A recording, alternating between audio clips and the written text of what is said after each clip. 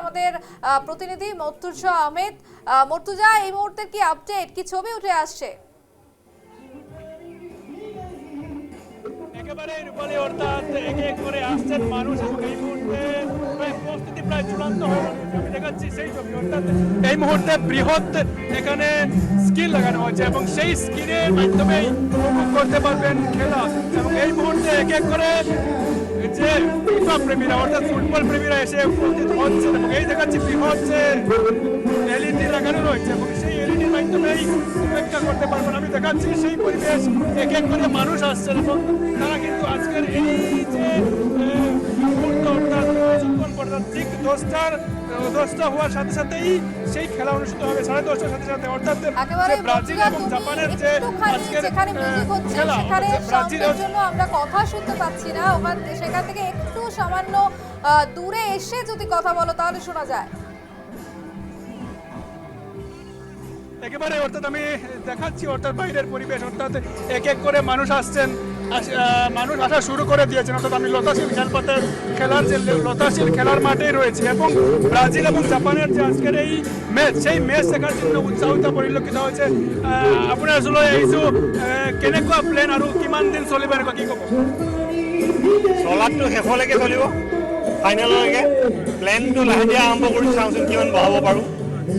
এনেই বেচিকেলি মানুহখিনিয়ে যাতে ইয়াত আনন্দ ফূৰ্তিৰ মাজত গোটেই ফুটবল খেলখিনি উপভোগ কৰিব পাৰে, সেইটোৱে আমাৰ উদ্দেশ্য। CM আহিব নেকি? আজিতো এতিয়ালৈকে আমি একো প্ৰগ্ৰেম কৰা নাই, ডেফিনেটলি CM ছাৰটো আহিবই, কোনদিনা আহে।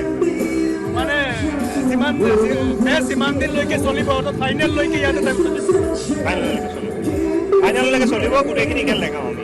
একেবারে অর্থাৎ আয়োজকরা বলছেন অর্থাৎ ফাইনাল খেল অব্দি, অর্থাৎ আজ থেকে শুরু হয়েছে মুখ্যমন্ত্রী ফিফা প্লেন ক্লাব, অর্থাৎ সেই আজকে এখানে উদ্বোধন হবে এবং তারপর অর্থাৎ আজ থেকে প্রত্যেকটি খেলা বা প্রত্যেকটি ম্যাচ সেখানে অনুষ্ঠিত হবে। এবং আমি দেখাচ্ছি সেই পরিবেশ, দেখো বিভিন্ন প্রান্তের লোক আসছেন, বিভিন্ন লোকরা আসছেন, অর্থাৎ এখানে এক বৃহৎ বলা যায় এক বৃহৎ এলইডি লাগানো হয়েছে, বৃহৎ লাইটের ব্যবস্থা করা হয়েছে এবং দেখা যাচ্ছে একদম সুন্দর পরিবেশের মাধ্যমে এখানে গুয়াহাটিবাসীরা একসাথে বসে তারা খেলা দেখতে পারবেন।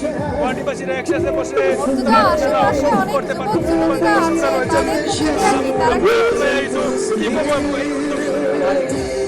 आवाज नहीं आ रहा।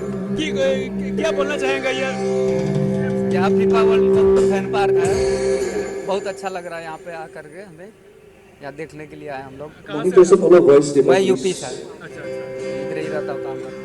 একেবারেই দেখো রূপালী অর্থাৎ বিভিন্ন প্রান্তের গুয়াহাটির বিভিন্ন প্রান্তের লোক এই মুহূর্তে আসা শুরু করে দিয়েছেন, অর্থাৎ তারা একসাথে বসে আজকের ম্যাচ তারা দেখতে পারবেন এবং এই মুহূর্তে প্রস্তুতি প্রায় সম্পূর্ণ চূড়ান্ত হয়ে গেছে এবং প্রস্তুতি এক প্রকার চূড়ান্ত এবং কিছু সময়ের অপেক্ষা এবং ঠিক 10:30টার সাথে সাথে সেই ওয়ার্ল্ড কাপ শুরু হবে, অর্থাৎ ফিফা আজকের যে খেলা অর্থাৎ আজকের এই খেলা শুরু হবে এবং গুয়াহাটির যে লতাশিল খেলার মাঠে এই মুহূর্তে দেখাচ্ছি ভিড়, বিভিন্ন প্রান্ত থেকে বিভিন্ন লোক আসছেন, বিভিন্ন লোক এসে এখানে জমায়েত হচ্ছেন, অর্থাৎ তারা খুবই খুশি, অর্থাৎ কেননা মুখ্যমন্ত্রীর উদ্যোগে ডক্টর হিমন্ত বিশ্ব শর্মার উদ্যোগে আজকের এই আয়োজন করা হয়েছে, সেই ক্ষেত্রে মুখ্যমন্ত্রীকে তারা ধন্যবাদ জানাচ্ছেন। আমি যদি সম্ভব হয় আমি বক্তব্য নেওয়ার চেষ্টা করবো, যেহেতু বিভিন্ন লোক রয়েছেন আমি তাদের কাছে বক্তব্য নেওয়ার চেষ্টা করবো।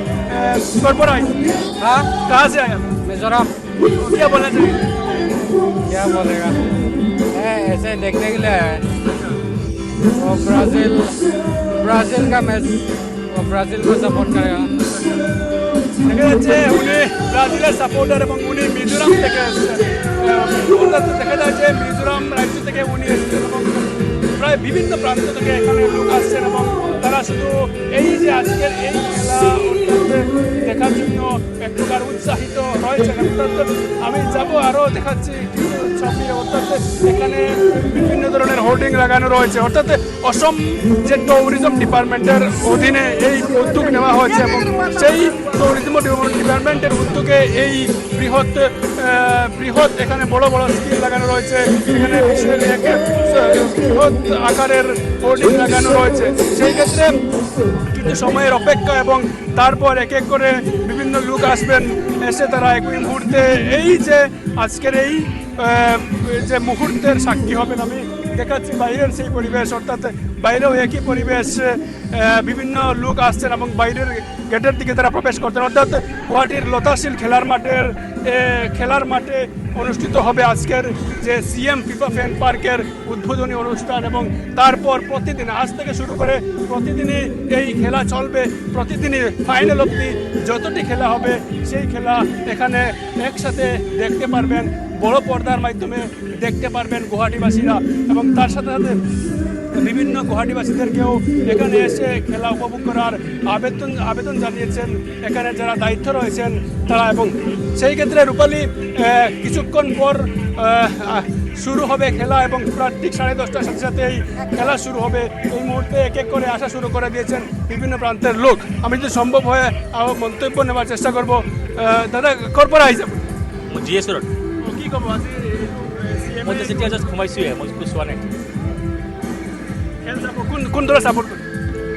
মই একচুৱেলি বাহিৰৰ পৰা আহিছোঁ। মই একচুৱেলি ইয়াতে কি হ'ব মই একচুৱেলি ইয়াতে মই নাজানো কি হ'ব।